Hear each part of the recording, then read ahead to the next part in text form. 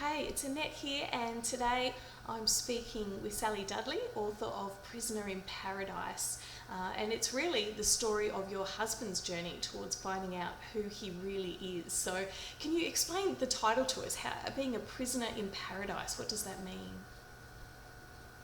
Well, my husband has really suffered from the trauma of being part of the stolen generation, and he was actually taken from his mother when he was an infant and sent off to Palm Island, which is a beautiful paradise island, but a lot of suffering has gone on that island, and he was so traumatised that when he left that island, he never wanted to go back, even though he has gone back recently. Yeah.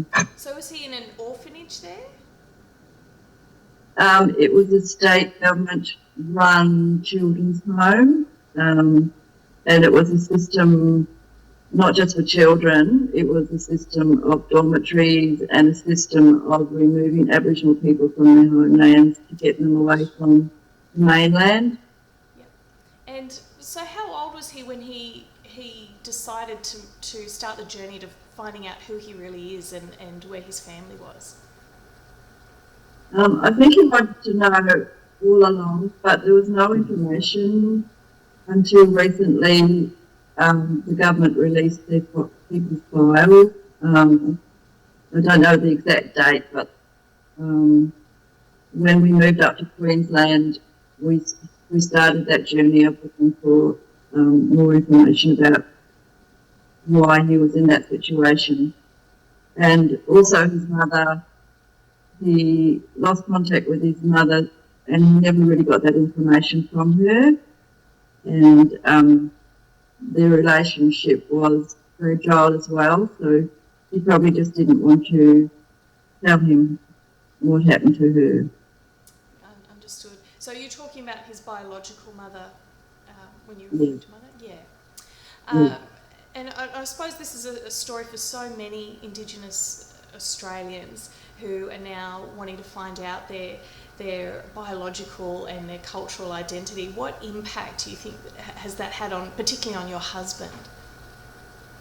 Well, it just devastated his whole life.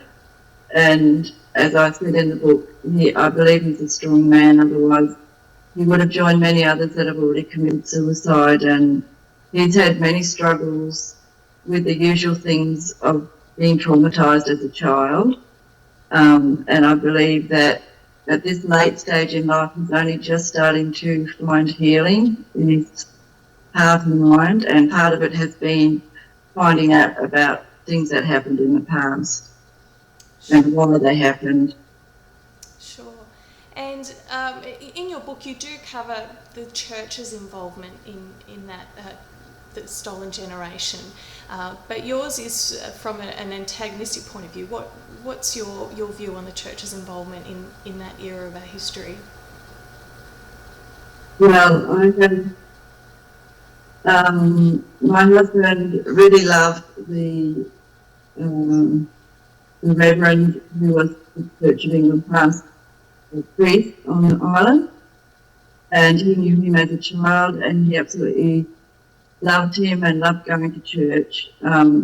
So not every story about the church and Aboriginal people is a negative one, and there are many positive stories around Australia which don't get told because there's a lot of people who just blame the church, but it's a blind sort of blaming. They don't investigate what really happened and the stories of the people that were really helped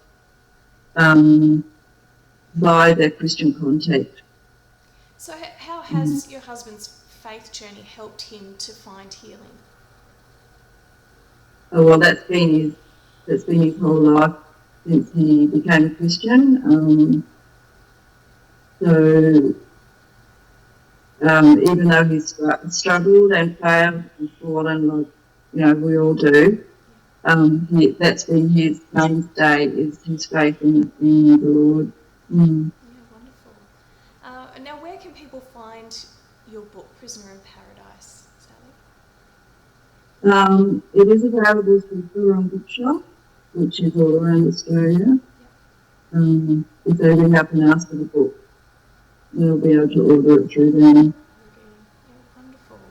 Well, thanks so much for your time today, Sally, and it really is an extraordinary book, and it's really important for all Australians to understand our past and to help and to love our fellow Australians, our Indigenous brothers and sisters. And so thank you so much for telling just one of those thousands of stories. Thanks, Sally. Yeah. Thank you.